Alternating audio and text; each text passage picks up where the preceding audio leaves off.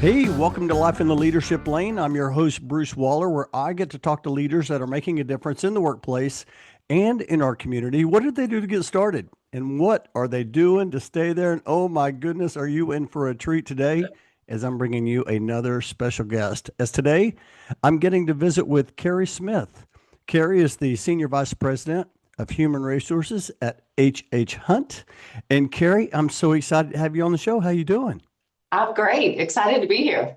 Okay, so I always like to reflect on when I met my guests or when my guests came into my path. And for you, I got to meet you at the Richmond Sherm Strategic Leadership Conference in Richmond, Yep. Virginia. What did you think Yep. about that conference? I loved it. It was the first time for me to participate as a observer and get to attend, and then also got the wonderful opportunity to speak with you and a few others there. So I thought it was a fantastic lineup and fantastic topics Yeah, all together. it was so good. It was my first time in Richmond. Oh, good. Yeah, And I loved it. I hopefully it was loved a it. wonderful experience. The weather was amazing. It It, was. it's so historic. We drove down to Williamsburg and just it was just an amazing, amazing couple of days. A quick shout out. I was going to give a quick shout out to Beth Peterson and Crystal Frankert for putting Yeah. together that But program for mhm. Richmond Sherm. And of course, we were on the panel with Janet Lawson, who's going to be on the show as well, Oh, good. and Carla Holman. And Uh-huh. so we talked a little bit about the future of work. We talked a little bit about AI in the workplace. We're going to talk a little bit about that today. I will tell you one thing that I walked away, Keri, when I asked you to be on the show, I walked away and I did a little video on this on my Instagram, and it's the power of words and how you talk about your team. It's just so uplifting. I remember Ben Affleck once said, if you love your people, if you love your organization, if you love your association, you need to get out there and tell people about it. And Hmm. you did, like, you do that. You did that all throughout. And we're going to talk a little bit about team leadership, but I'm just curious, like, where did that come from? Let me just say this clearly on here too. I love my team. I Mm, think they are the bomb. They are mm, fantastic. They bring an enormous amount of expertise, number one. And we're so different. And I think that while that can cause some, friction a little bit, there's an understanding that what comes with all of that is learning from others mm. and us not, that diversity of thought, the diversity of how just we approach certain things makes us really, really cool. It is the coolest group of people I know. The interests outside of work, where their specialties are, how they got to where they are.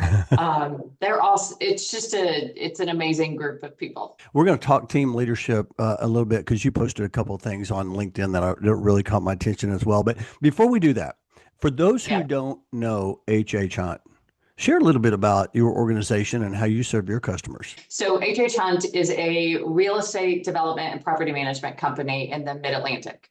So what that means is next year will be 60 years for us. Hmm. Very excited about that. Hmm. Uh, so what that means is our main two business lines, or probably three major business lines, are we build single family homes, or large scale family community, home communities. Okay. And then we also build apartment communities. And then we also property manage those communities. Hmm. So we've got apartments from Maryland down to Atlanta, all the way over to Nashville. And then we've got our primary home businesses are in Richmond and in Raleigh, and now just going into Wilmington, North Carolina. I So love that. I will. I'll put a link to your organization in the show notes so people can learn a little bit more about your organization.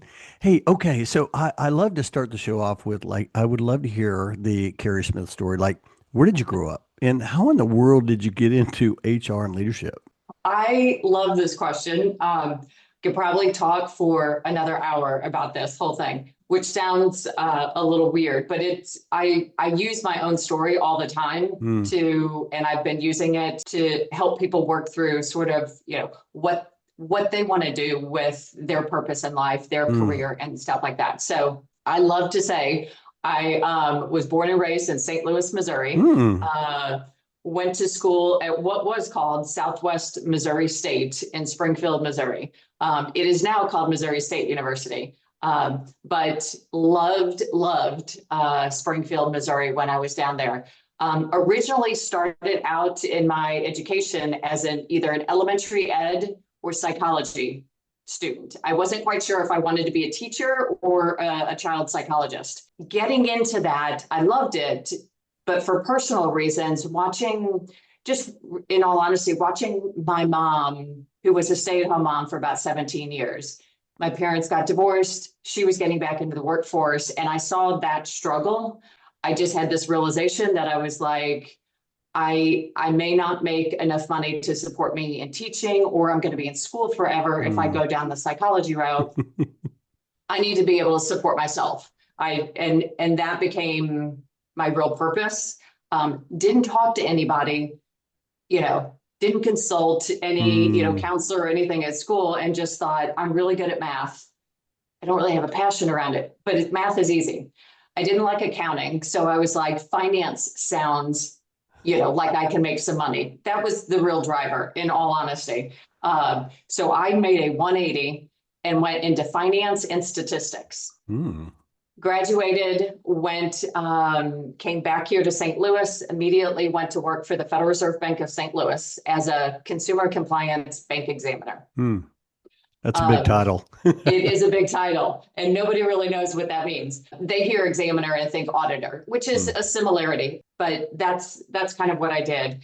I got married and moved to Richmond and basically transferred jobs and continued to be a bank examiner at the Federal Reserve Bank of Richmond. As I started evolving in that career, I got the opportunity to teach examiner classes across the Federal Reserve System, which was amazing. And it started filling that bug that I always had about teaching. Wasn't necessarily the topic I thought I was going to be teaching on, but I loved teaching. And as that, kind of took hold and I kept doing that, I had a manager that talked to me about career development, which I loved, and I kept saying, this whole teaching thing, this learning and development thing, I love. And she came to me one day and said, there's a rotational opportunity in HR in their L&D group for 3 months. Would that be something you're interested in? And I was like, sign me up. Got up there, loved it. About a month later, they had an opening for an L&D person. My only experience was teaching, examiner work, and amazingly got the job. That's what started my HR career. And I was so passionate about the learning and development side of things. That's really where I thought I'd stay. Like, I had no other interest or plan to do anything else. I was like, this feels like me, like the core, going back to that sort of psychology teaching aspect that I originally had started down that path. I stayed in HR for about 5 years. I got the opportunity to come back. I swore I was never going to come back to the examiner side. Came back to the examiner side. They had what looked like a small embedded HR function. And so I got the opportunity to manage people, which I knew I needed that experience at some point. Since I was teaching that, I needed to have that experience. I got exposure to recruiting, compensation. So it started to round out a little bit of my whole HR knowledge. And then I was starting to hit 20 years. I was getting ready to hit 20 years at the Fed, and just had this epiphany that I was like, this is the only thing I know. If I want to experience anything else, I'm going to have to go outside the Fed. And the Fed was an amazing experience and dynamite people, extremely smart, and wonderful friendships I had created there. So I started looking, saw this opportunity for an organizational development role at HHHunt, started to talk with them. Interesting enough, learned that the hiring manager, the gentleman that was over HR and IT, ironically, was somebody that I had known at the Fed. And I remember him sitting me down and said, Keri, here's the 2 pages of things we're not doing and we need to be doing. And I just need you to know that coming from the Fed, into HH Hunt, we're on our, baby step journey into this building out our HR group. You're coming from a very structured thing. How does this feel? And I was like, I'm loving this. So, was very fortunate to get that job with HH Hunt. And I've been there for the last 10 and a half years, and it's been an amazing journey. I love what we do. I love the people I get to do it with. And there's just this openness to HR. Mm. So it just felt like the perfect spot for me. And it really has been. I love how you want to share that story. And to help others see it from a different angle. It's interesting. I was just got back from Utah, and I was sitting in a session, and they had that, I forgot what that's called, but it's something meter where you can answer questions live, and Hmm. it will show Hmm. you what the audience is polling. And the question was, did you fall into HR, or was that something that you've been driving towards? And all of the dots were on the right. Everybody fell into it, and a couple were on the left. Uh-huh. And it's just a validation that, sometimes I heard somebody say one time, sometimes when you're looking for your purpose will find you Hmm. often. And as you're sharing the story and how you're like, hey, I wanted to teach, and now here you are teaching, which Hmm. I love that. But I circled this word right here. And by the way, if you're listening right now, you need to be taking notes because there's going to be some gems here. I circled the word relationships Hmm. because you knew someone at HH Hunt. How important is that? Like someone today, they're listening, they haven't found their lane, their Hmm. purpose yet, or they're looking for that. How important is that building relationships? And as you know, from a leadership perspective, I mean, most jobs also are found through relationships. Would you agree with Hmm. that? Oh, 110, 200, Mm. 500%. I mean, if you had asked me, you know, what is your leadership style, or, how you look at leadership, relationships would have been the word I probably would have Yeah. said. I feel like that is, cultivating, you just never know. And Hmm. cultivating relationships, at the end of the day, I think are just the essence of being human and us wanting to be connected. We both heard the speaker at the Richmond SHRM conference talk about being connected and then versus connections. Mm. Um, and I think it's those relationships that pull you from just being connected to having those connections. And there's so many times that, the impact we make on people that you seek out, as well as that you and I just happen, to meet Mm. at a conference in Richmond, Virginia, and what that can snowball into. You just never know. And I usually walk away when I meet new people, when I get to have a good conversation and I feel like there's a strong connection with somebody. That is what sort of fires me up. Mm. So yeah, I think performance is always important. Yeah. Somebody back at the Fed talked a lot about PI, performance, image, and exposure. And there's this perception that performance is the biggest driver of what's going to help you be successful. It's a huge piece, Yeah. but image is also in there, and really exposure is it's the things and the people that you connect to, and those relationships, because you're like, well, hey, hang on just a minute. I met Yeah. Bruce. He's got, this experience that I may want to connect with and stuff like that. So yeah, I think relationships just as human beings are at the core. Yeah, and the people that have done it so well, I always think that they're just so open to learning. Hmm. They just come into the conversation with, I want to hear your perspective. I have perspective. Of course, I'll share my perspective, but I really want to hear your perspective. And people respect that, don't they? Hmm. Yes. Oh, absolutely. Yeah. You know, the statement I think we've all heard, people don't care how much you know until they know how Yes. much you care. I love that Is that quote. yeah. I love that quote. I love that. Hey, let me ask you this before we just kind of dive into this. Was there like a moment though, like, okay, you were at the Fed a long time and then you Mhm. get over to HHHunt, and was there a moment when I wrote the book Find Your Lane, and that's really when you like you found your calling, your purpose, that something you gives you joy. Was there a moment when you said, "Hey, you know what? I found it. This is what I'm going to do the rest of my career." I think there were moments. I think there was probably the major moment was the interview for that learning and development job. Mm, They asked me to teach something for about 5 minutes, 5, 10 minutes in the interview, which now that I look back, it stressed me out completely, but it's such a wonderful way, and I've used it to, get the feel of somebody, especially somebody that's going to be teaching and facilitating things.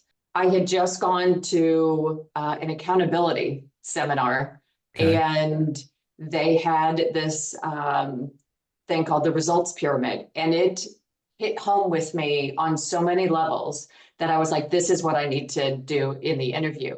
And when I got done, I had known I got the job or anything, but when I got done in that interview teaching that piece of information, I was like, this is it. Like, this is, whether I get this job or not, Oh. this is what I'm supposed to be doing. And it let me reflect on how did I even get here? And I went as far back as to when I started with the St. Louis Fed.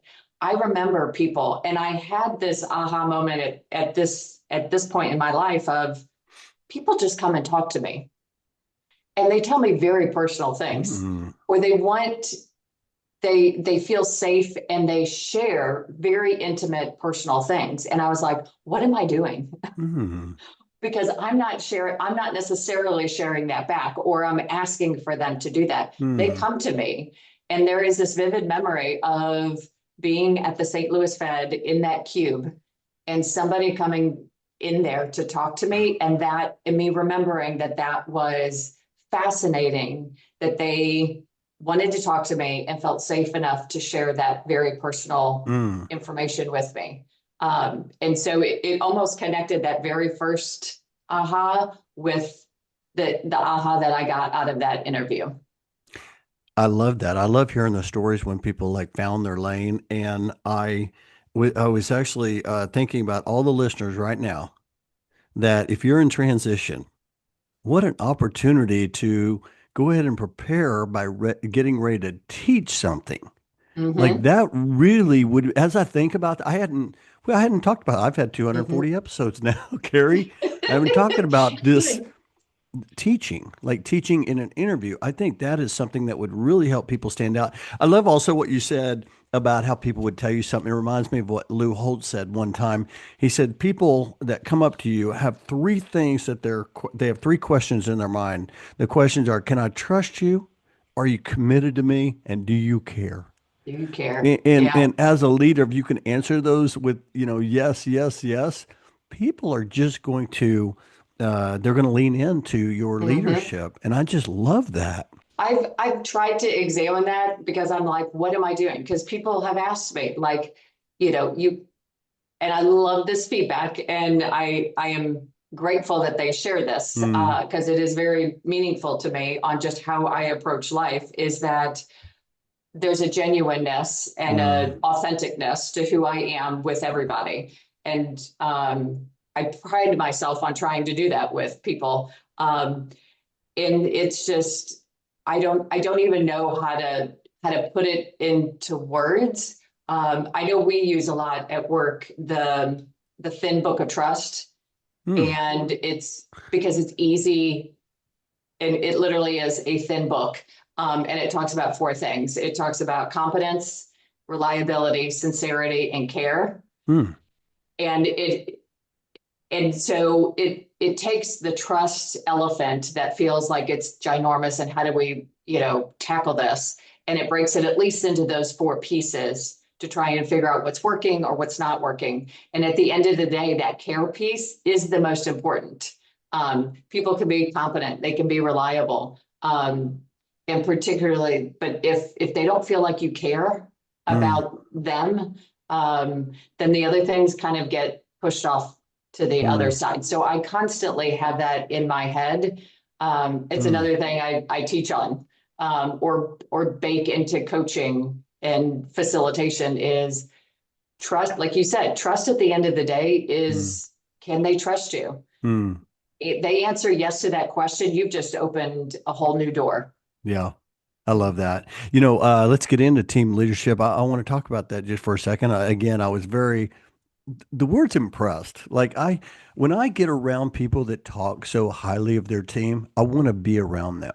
I just wanted to be around you, Carrie. I want to hear that. I want to, it's just energy. And then I did a little bit of research, and you also, just now, you talked about thin book of trust. And I'm Mhm. glad you brought that up because you put down, you wrote something on LinkedIn. I don't have the exact, the quote, but you talk about sharing emotions at Yeah.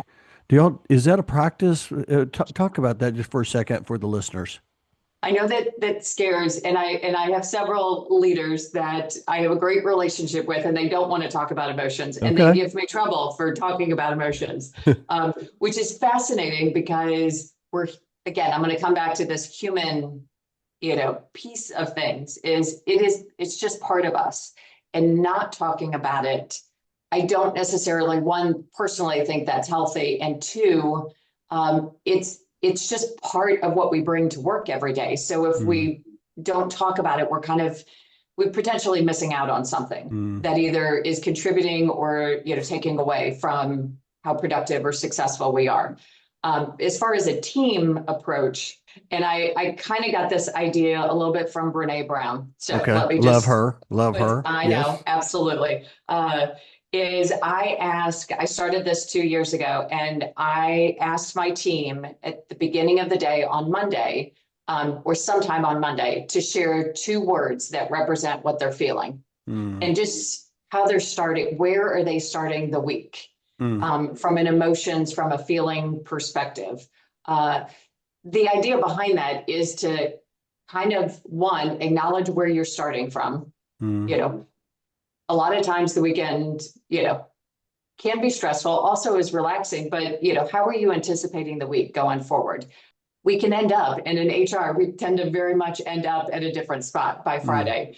But just kind of sharing where you're starting from. That way, the team, and it's done through Microsoft Teams, is we just share, and we did it this morning. I've heard from almost everybody this morning about just where they're starting from. And they've gotten in the habit that I tend to start it on Monday, but they'll even do it even when I'm off on Monday and I don't do it. So I feel like it's just a good way to kind of gauge the temperature of yourself and everybody else on the team on that Monday morning.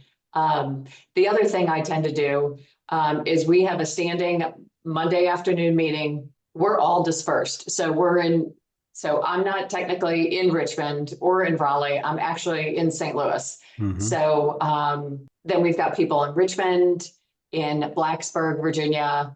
We've got one lady in Arkansas, South Carolina. So we're all kinds of dispersed. So we don't get that in office kind of Monday morning. We walk around, we talk, and we say hi to everybody and talk about our weekend. So I started the start the week with me. And it's abbreviated. It's very much of my time watching TikToks. Let me just be clear, outfit of the day or the get ready with me kind of approach was start the week with me. And so it's a 30-minute Teams call. It's not required. And it is just 30 minutes for us to talk about whatever it is we want to talk about. Mm, And most of the time it's Netflix. What are we watching on Netflix? What do we mm-hmm. think? The most recent thing was The Summer I Turned Pretty. And are you team Conrad or are you team Jeremiah? Mm, And a whole conversation about that. So it's just a way we come back, the relationships and how connected. Like yeah. I want us to be connected, but also have those connections. And so when you can see people and talk about different things like that, I feel that just brings you closer. We've used the terminology, that emotional piggy bank. Like, what are we doing to put deposits into Mm, that? Because at some point we're going to need to make a withdrawal, not knowing there may be some bad behavior or something like that. And the more things that I can create that are putting into that emotional piggy bank, I want to do. Mm. And then the only other thing I'll add to the team leadership is we created a HR team playbook. Mm. And it is each person on the team has a page. It gives a bio, which you get to share whatever you wanted to share on that. It gives your top 5 values. We did a values exercise. Um, and then it has a whole list of your favorite things. Mm. Um, it's got, from a personality and preference standpoint, we use insights discovery. And so it talks about your colors as opposed to like Myers-Briggs, you've got your letters.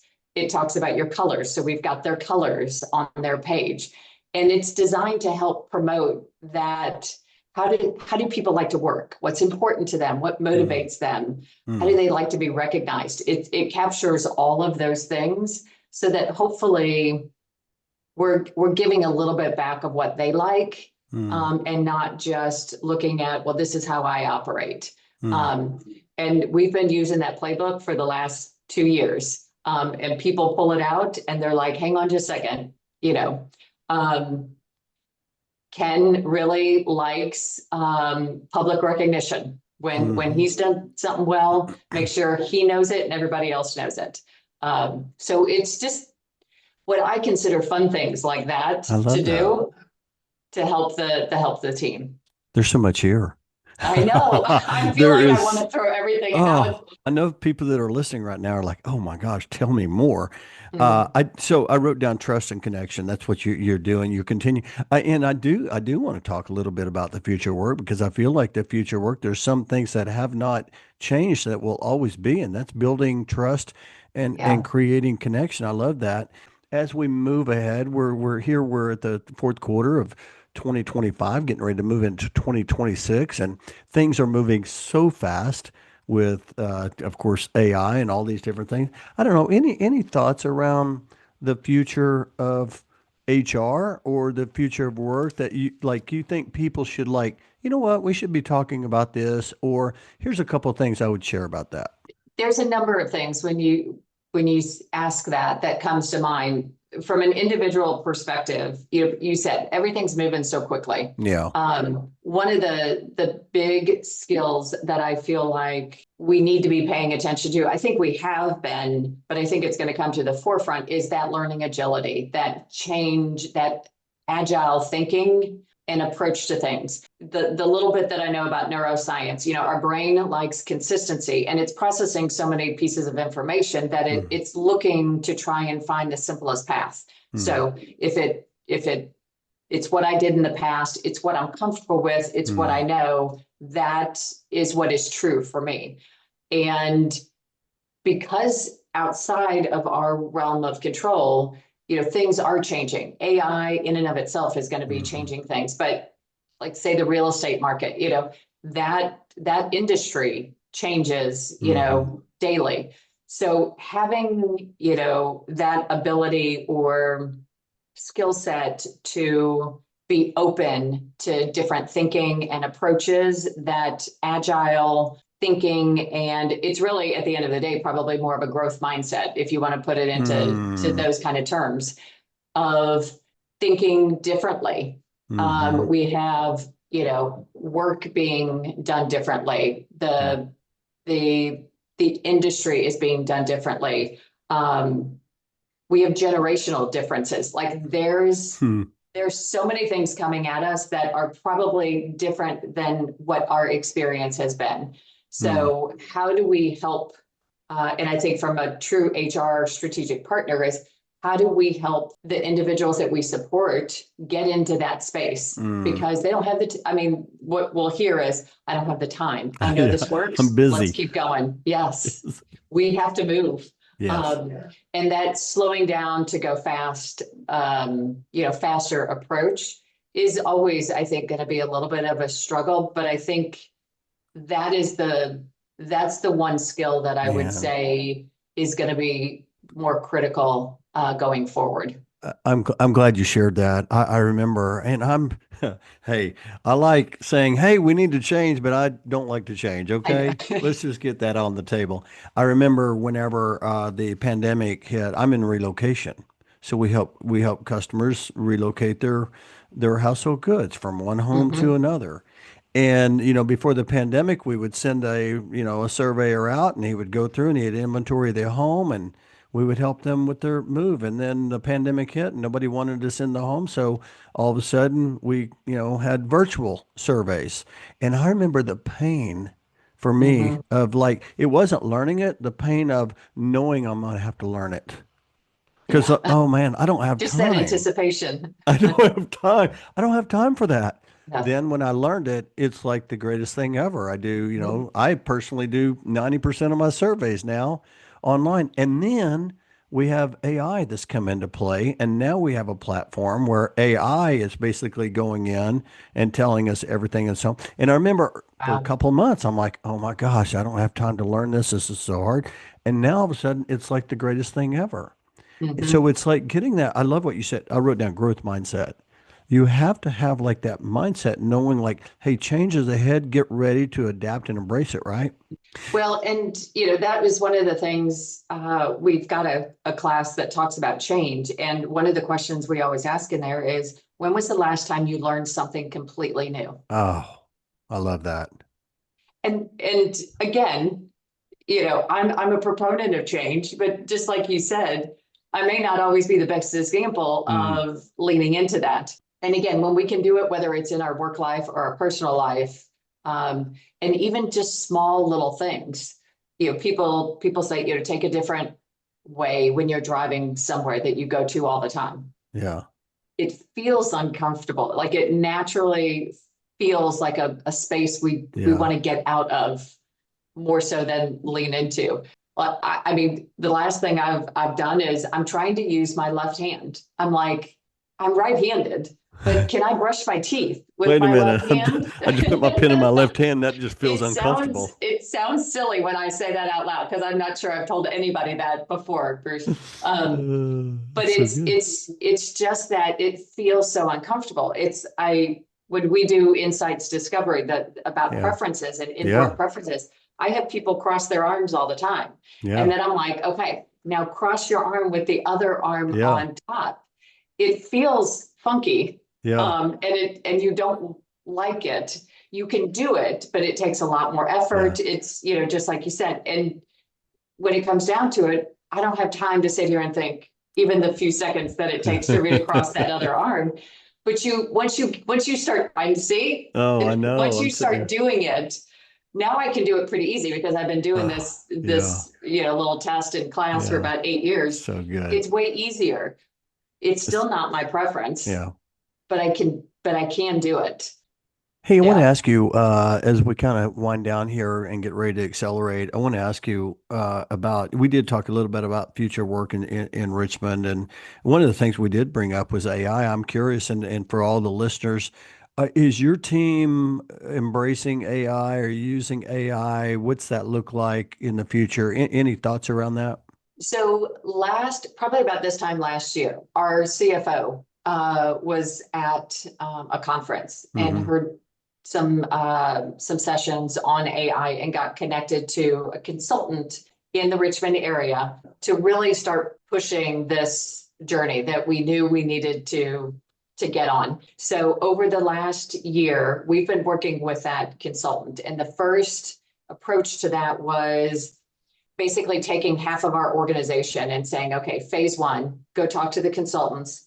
And so what I did and another individual on the HR team, we sat down with the consultant and said, here's what we've got. We're not really using AI. We've got a lot of Hmm. systems, we've got a lot of information. Yeah. Here's all kinds of ideas. And if we probably threw out 100 different ideas that we thought AI could really help with Hmm. us. Um, and so about half of the departments did that with the consultant. And they came back in a few months and said, there's some quick wins that we think we can get Okay. as we explore, bigger opportunities for AI. One of those quick wins was we can establish an HR bot, basically, to some of those questions that are pretty standard. We've got information that captures all those answers, to help us as an HR team be more effective in focusing our time Mm. on, more strategic or deeper items. We were on board with it. So we launched our HR bot in the 1st of August is when we Mm. launched. Yeah. And his name is Hunter. Oh, Hence, there's love all it. kinds of connections here. Hunt, and then Hunter starts with H and ends with R. So Oh, I love Hunter is that. the HR bot. We Okay. have a little logo of an eagle because our founder, Harry Hunt, loves eagles. And so we did the cute and friendly, helpful eagle look. And on his chest, he's got HR. So Hunter launched in August, and we've been working with a consultant on, building out his knowledge. Mm. In the meantime, beyond HR, they're working with our marketing department to Okay. build out some hopefully brand validation Mm. methodologies to use AI to make that a little bit more efficient. And now they've gone through the other half of the business and are pulling together what those quick wins are going to be. From an operations standpoint, I think there's pockets of AI that we had already been doing, Yeah. but now we're really looking globally at what we're doing. And we've started AI training. We've Mm. started a center of excellence group within the organization, and we have champions, Mm. AI champions around the organization. So it feels like we're just dipping our toe I love that. into this, and a little bit of like we're behind. But talking with people at the Richmond Sherm event, it feels like I think we're all in the same spot right Yeah. now with AI. I love that. Yeah, we're trying to figure it out. We're trying to find our lane Yes, in find our that lane. Yep. space. I love this has been so good. I know that the listeners are going to get a lot out of this. This has been, oh my goodness. I'll put some information in the show notes so people can to check that out. This is so good. Hey, let's go to It's Time to Accelerate. I'd like to Okay. ask some fun questions as we kind of conclude the podcast. One of the things when we were on the panel, we had a bit we were going to do at the very end and we ran out of time. So Hmm. I thought, you know what, I'm going to ask this question because Okay. we were like, what buzzword in Yeah. HR do we need to retire? And you and me we were talking about that at the end. We're like, oh man, that would have been so much fun. Uh-huh. So let's do it now. Like, what's a buzzword that we need to retire? What are your thoughts around that? And I think this has been around for so long, the soft skills. I have so many people Soft say that skills. term, and I'm like, they're so not soft. I mean, in the Ah, sense of the flip side is they are the hardest thing. Like yes.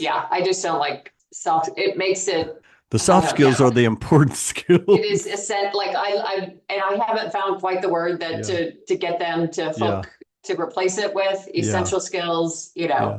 fundamentals, whatever it may be, but we've got to get rid of Yeah. soft skills. I love that. Okay, I'm just going to throw this out there. If you're Okay. listening, is there a buzzword that you Yeah. think we should retire? I want you to reply whenever we post this. I want you to reply and tell us what your buzzword is. We'd love to hear from you. Oh my goodness, that's so good. Okay, if you could give someone, and I wanted to hear like some advice from you as well, and so I thought this might be a good question. If you could give someone in the workplace a new skill, what would that be?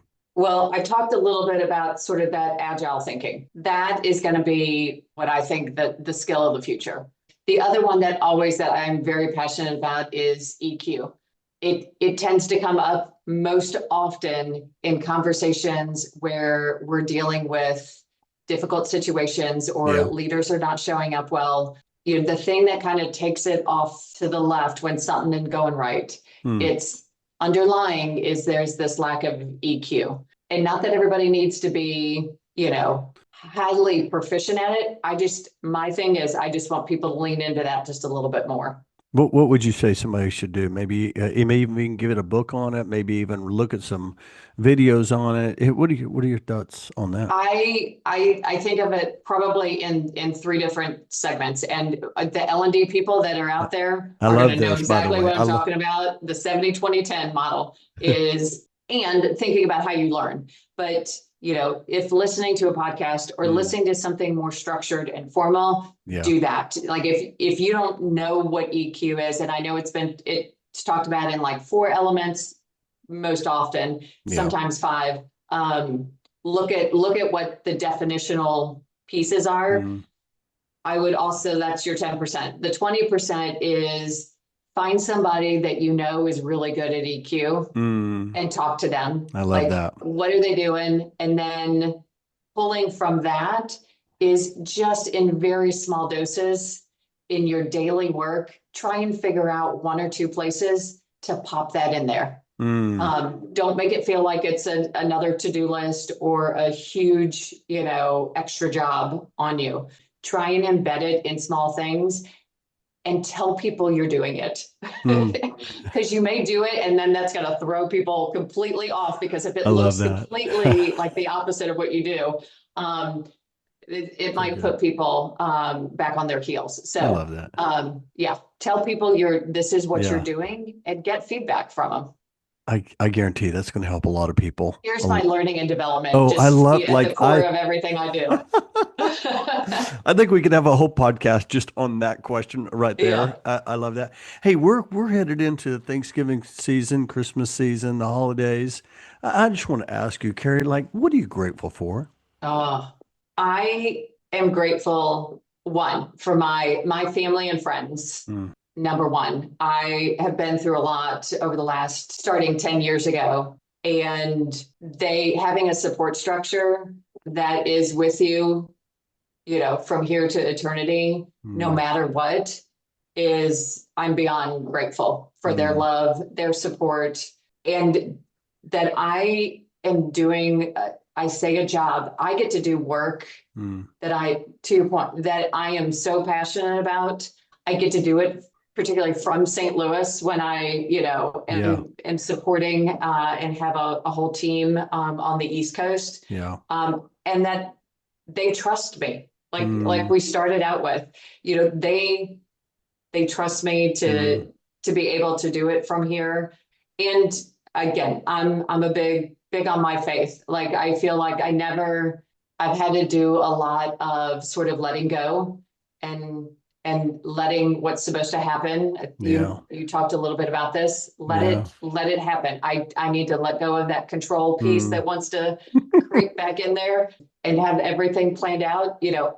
I never planned to be in this role ever. Like I yeah, said, I thought I was going to be really happy being an L&D professional specifically. yeah. And so I'm just, grateful for the things that I have never Mm. set out to accomplish, but I totally did. And like you said, what's planned for you will make its way back to you. So Yeah, so I'm good. grateful for every day. I get to wake up and I get to do all this stuff. When I think about you, when I talk to you, and when I hear you talk about your people, I say your people, your team. It reminds me of John Maxwell. He always talks about three things. He said you got to care about people, value people, and believe in people. Hmm. And that's what you do. I can just like I can feel it, and it's a pretty amazing. I love that. Okay, here's my final question. I ask this Okay. question to every guest on the show. Carrie, 10 years older, is around the corner, and she's knocking at your door. You are going to go get up and answer that door. What's she going to tell you? I told you it was going to be better than you ever could have imagined. Mm.